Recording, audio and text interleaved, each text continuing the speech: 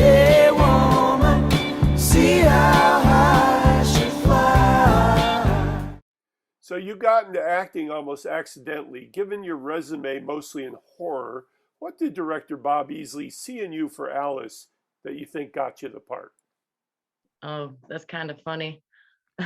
He asked me when we were swimming. I think he was thinking of the pond scenes and stuff. And we were at a Days of the Dead convention at the hotel, and him and his wife were out at the pool and stuff, and a couple other people. And I don't know, I was just swimming like a fish. And he's like, "Hey, you'd be perfect for this film that I have coming up." And then, excuse me, I had hair in my mouth. It's driving me nuts. And then he said that he talked to the guys in Hollywood, the ones he's working with, John Penny and Brian Usna. And he said Brian was just like, no, no, to like 15 girls and me twice. But Bobby said that, you know, he finally went with me. He knew that I've been leading a few other things, and he's seen some of my stuff, and he thought I could pull it off, I guess. So Excellent. So there are many facets of Alice: survival of domestic abuse, student, geometry theorist, etc. Which facet of her, even beyond what I mentioned, did you relate to the most? well, I mean, in the past when I was younger, been in somewhat, you know, abusive relationships myself. Mhm. Um, you know, trying to get away from that and just going to be in solitude, maybe. I related there. Um, Also, uh, her, I mean, geometry and all that, that's like her thing, but I loved math, period. As a kid, that was my favorite subject and everything. So I don't know if that really, you know, has anything to do with it or not, but when I was doing that, I was kind of fascinated with all the lines and the actual, you know, they had me all into it. You kind of fall into the character too. So, um, I mean, I would say the most like her would be like my life is like going down a rabbit hole. So this was obviously a very physically active shoot for you. Which do you connect to most, physical acting or emotional dialogue acting, and why? And you know, it's kind of a cross. I just did one where I was screaming my head off and stuff, and it's easier for, I mean, that stuff kind of just comes naturally, I guess, being crazy.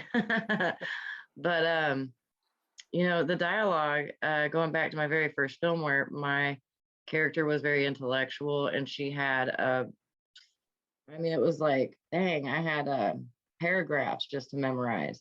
And I love that. I love that challenge because it's more of a challenge to me. So I probably go with the dialogue and stuff than memorizing that stuff and then putting it into my own. That there's that challenge there and it's like, you got to be good. You got to do it. You got to pull it off. Even if you miss a word, keep going. So I Well, like that. they really put you through your paces in that film, I have to say.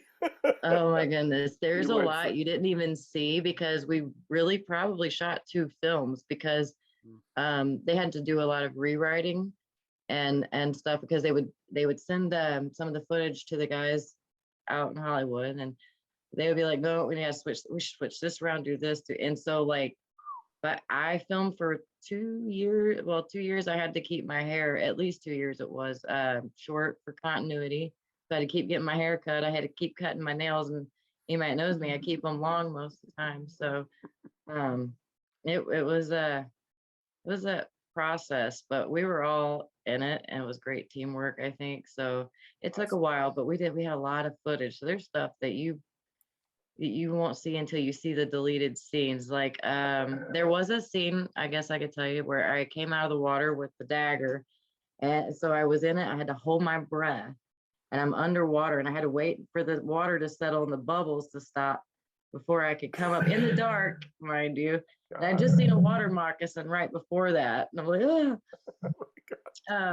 But I come up with a dagger and come out of the water, and I can't kind of tell you like the rest of it because it kind of goes with some of the other stuff. But I did all that, and that's not in there.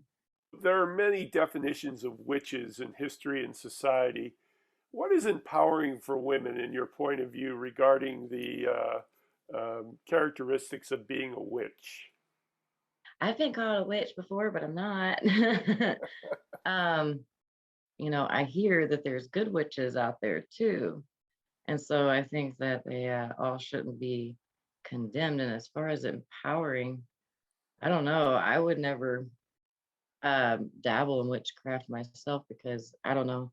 I hear that if you curse somebody, they it comes back on you threefold. So let's see, I wouldn't do that. But if I could help people with it, I think that would be the empowering thing. If I were to be a witch or anything for real, I think it would be empowering as a woman to be able to help other people and be like, you know, super witch. You Almost. are part of a long cinema lineage of scream queens, following the path of Fay Wray in King Kong, Janet Leigh in Psycho, her daughter Jamie Lee Curtis in Halloween, and more recently, the actresses in the Final Destination series. What do you think you offer the scream queen category that no other actress can offer?